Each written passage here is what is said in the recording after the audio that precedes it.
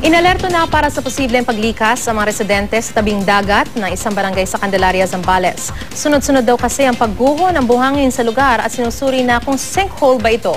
May ulat on the spot si Haji Rieta. Haji. Yes, Marisa, Makajil, at sa katunayan nga ay inimbestigahan na ng mga otoridad itong di umano'y sinkhole na naobserbahan dito sa may dalampasigan ng barangay Wacon dito sa bayan ng Candelaria sa Zambales. Sa bidyong ito nakuha ng kagawad ng barangay Wacon, makikita ang sunod-sunod na pagguho ng buhangin. Maya't maya rin ang malalaking alon na tila humuhukay rito.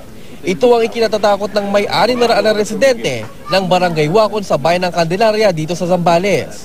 Paniwala nila, isa itong sinkhole. Dahil dito, inalerto sila ng lokal na pamahalaan para lumikas. Kanina umaga dumating sina DNR Secretary Ramon Pahe, DND Secretary Voltaire Gazmin, NDRRMC Chief Eduardo del Rosario, kasama sina Zambales Governor Hermelo Sabdane para pag-usapan ang nangyari.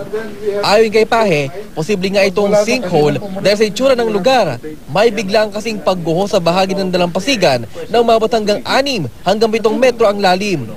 Sa lawak din daw nito na 100 meters, delikado ito, lalo na sa mga residente malapit sa dalampasigan. Sa katunayan, kasama raw nilang mga taga-MGB para sa mas masusing investigasyon. Ayon naman kay DND Secretary Voltaire Gazmin, hindi pa naman daw nila inirekomenda ang paglikas ng mga residente na nakatira 5 metro mula sa dalampasigan. Kailangan pa raw kasi nilang hintayin ang isasagawang investigasyon ng mga taga-MGB. Ayon naman kay Zambales Governor Ebdane, handa ang lokal na pamahalaan sakaling magkaroon ng paglikas. Lilikas po kami.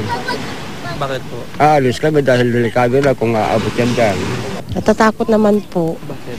Siyempre kung biglang umano po yan at lumuwag at sa anuhin niya lahat ng mga ano, siyempre nakakatakot din po. Ang theory namin, pareho ng sinkhole na nag-i-erode o kung limestone yan, natutunaw kasi ang limestone eh. Pag natunaw ang limestone sa ilalim, through yung tubig lang nakakatunaw ng limestone. Babagsak siya. Pagbagsak niya, kung dito mangyari yan sa lugar na ganito, magkakaroon ng hole. As precaution, magkakaroon tayo ng limits. Hindi mo na palalapitan dito sa mga areang ito kung saan nagkaroon ng erosion. Kagaya nga yung utos natin kagabi kay Kapitan Barrera na unang-una, evacuate mo na yung mga tao na malapit at liban doon, babantayan yung lugar.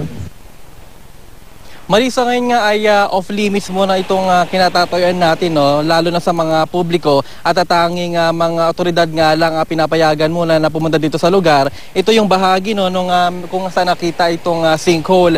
At ayon nga sa MGB, humingi silang 3 araw nang sa ganun ay maimbestigahan nila ng mabuti itong nangyaring di umano'y sinkhole dito sa barangay Wacon sa bayan ng Candelaria. Maris? Maraming salamat, Haji Rieta.